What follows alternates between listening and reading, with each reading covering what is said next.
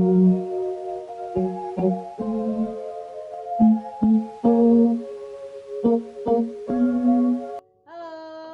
selamat pagi 3B.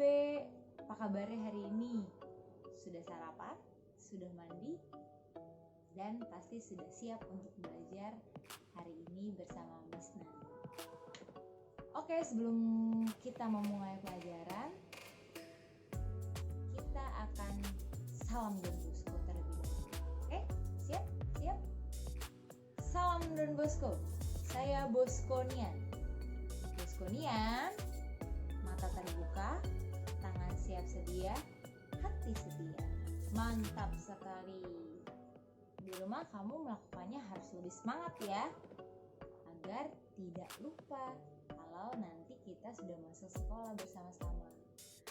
Oke, hari ini kita akan belajar materi IPS, lanjutan materi yang kemarin. Kemarin kita belajar tentang apa? Masih ingat gak? Ya betul, tentang perkembangan teknologi produksi pangan, ya, tentang pembuatan makanan, pengolahannya dan lain sebagainya melalui teknologi. Hari ini kita akan belajar mengenai perkembangan teknologi produksi sandang. Ya, sebelumnya Miss Nanda mau tahu dulu, apakah kalian masih ingat tentang kebutuhan manusia? Masih ingat gak? Ada berapa macam kebutuhan manusia? Ya, ada 3 macam. Yang pertama adalah kebutuhan primer, ini kebutuhan paling utama. Kemudian yang kedua kebutuhan sekunder, dan yang ketiga adalah kebutuhan tersier. Kebutuhan primer itu dibagi juga menjadi 3, yaitu pangan, sandang, dan papan. Nah, sandang termasuk kebutuhan primer manusia, ya. Apa itu sandang? Ada yang tahu? Ya, bisa dilihat di samping ya. Ya, sandang adalah salah satu kebutuhan primer manusia yang berupa pakaian. Nih, pakaian. Ya, itu merupakan pengertian dari sandang. Kita lanjut lagi ya. Oke, kita mau tahu dulu nih, bagaimana sih sejarah terciptanya pakaian seperti sekarang ini. Ya, jadi dari zaman pakaian zaman dahulu sampai pakaian yang sekarang ini kalian sering pakai. Ya, kita mulai. Pada zaman dahulu manusia belum mengenal yang namanya pakaian seperti manusia zaman sekarang. Manusia hidup dengan cara berburu, bercocok tanam, dan hidupnya juga berpindah-pindah. Mereka memanfaatkan alam sekitarnya untuk mereka dapat bertahan hidup. Nah, hasil buruan mereka, yaitu berburu hewan, dagingnya mereka makan, kemudian kulitnya itu mereka gunakan sebagai pelindung tubuh, seperti gambar di sana. Jadi manusia zaman dahulu memanfaatkan kulit hewan dan bulu hewan untuk melindungi tubuhnya dari sengatan binatang, kemudian cuaca, dan benda-benda yang berbahaya. Ya, kemudian karena sudah semakin sulit membuat pakaian dari kulit hewan, kemudian manusia menggunakan rumput dan daun-daunan atau dari tumbuhan untuk membuat pakaian seperti gambar di samping. Ya. Nah, kemudian akhirnya seiring perkembangan teknologi, manusia sudah menemukan yang namanya mesin jahit, jarum, dan didukung juga penemuan tumbuhan kapas. Ya, seperti gambar di samping. Nah, itulah sejarah pakaian dari zaman dahulu sampai zaman sekarang. Dulu manusia belum mengenal pakaian, kemudian membuat pakaian dari kulit hewan dan bulu hewan, kemudian berubah lagi membuat pakaian dari rumput atau tumbuh-tumbuhan, dan seiring perkembangan teknologi manusia menemukan mesin jahit dan lain sebagainya.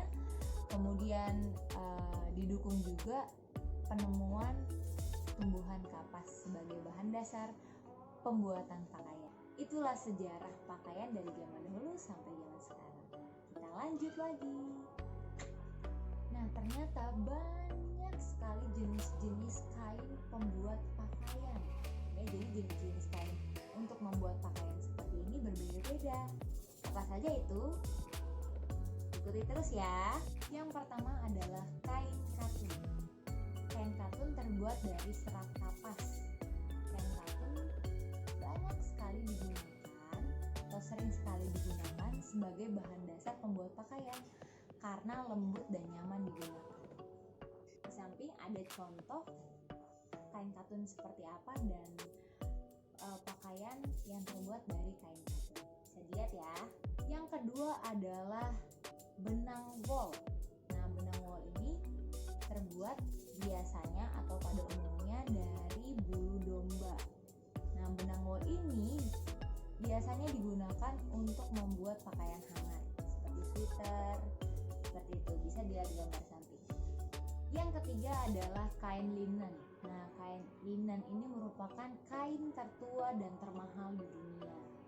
Kain linen ini terbuat dari serat tanaman rami. Bisa dilihat contohnya di samping ini. Yang keempat adalah kain nilon. Kain nilon ini merupakan kain elastis yang terbuat dari produk minyak bumi. Biasanya kain nilon ini sebagai bahan dasar pembuat baju renang dan pakaian olahraga. Bisa dilihat gambar di sana. Yang kelima adalah kain sutra. Pasti sudah tahu dong kain sutra ini terbuat dari apa? Ya, betul banget. Kain sutra ini terbuat dari kepompong ulat sutra yang kemudian diolah menjadi benang sutra. Bisa lihat gambar di samping. Yang keenam adalah kain spandek. Nah, kain spandek ini juga elastis, tapi terbuat dari bahan buatan manusia. Ya, biasanya kain spandek ini bisa ditarik-tarik ini, ya elastis. Itulah jenis-jenis kain pembuat pakaian. Banyak kan jenis-jenisnya untuk membuat pakaian yang digunakan oleh manusia. Kita lanjut lagi ya. Jadi apa sih teknologi produksi sandang itu? Ya, teknologi produksi sandang adalah alat yang digunakan manusia untuk memudahkan membuat pakaian dari bahan dasar. Pertamanya adalah kapas, kemudian diolah menjadi benang, kemudian baru diolah lagi menjadi pakaian. Seperti itu. Nah, alat-alat untuk membuat pakaian juga berbagai macam. Ada yang tradisional dan ada yang modern. Yang tradisional bisa dilihat seperti gambar di samping. Ya, kita insert dulu. Kemudian yang modern juga ada seperti gambar di samping. Kita lanjut lagi ya. Secara garis besar dalam proses pembuatan pakaian dengan bahan dasar serat atau kapas ada 6 tahap. Tahap pertama adalah spinning. Spinning itu merupakan proses pemintalan dari serat atau bahan dasar tadi menjadi benang. Tahap kedua adalah soft winder. Soft winder ini adalah proses penggulungan benang hasil spinning tadi menjadi bentuk gulungan ini. Tahap ketiga adalah pencelupan. Nah, pencelupan ini adalah pemberian warna pada benang yang sudah digulung tadi. Tahap keempat adalah weaving. Nah, weaving ini adalah merajut helaian demi helaian benang menjadi lembaran kain. Tahap kelima adalah sias. Sias ini adalah proses atau pemeriksaan kualitas dari lembaran kain tersebut. Dan tahap terakhir adalah dyeing. Dyeing ini merupakan langkah terakhir dalam proses pembuatan pakaian. Dyeing ini seperti pemberian warna pada kain, tapi finishingnya terakhir. Jadi apa sih manfaat yang kita dapatkan dengan menggunakan teknologi produksi sandang? Yang pertama adalah kita dapat mudah dan mempercepat dalam proses produksi pakaian. Yang kedua adalah kita dapat menghemat waktu dalam proses produksi pakaian karena menggunakan teknologi atau mesin. Yang ketiga adalah kita dapat memproduksi pakaian dalam jumlah yang banyak karena menggunakan teknologi atau mesin pembuat pakaian. Apa sih fungsi pakaian juga berguna untuk melindungi kita dari sengatan panas matahari serta melindungi kita ketika datangnya hujan. Selain itu, ketika cuaca dingin, dengan menggunakan pakaian hangat dapat menghangatkan tubuh kita. Selain itu, pakaian juga memberikan kenyamanan karena banyak sekali jenisnya. Ada pakaian tidur, pakaian untuk olahraga, pakaian untuk berenang. Kalau misalnya sama semua, gimana ya kita berenang pakai pakaian tidur? Lucu kan? Dan tidak akan berfungsi dengan baik. Oke 3B, itulah materi IPS tentang perkembangan teknologi produksi sandang hari ini bersama Miss Nanda.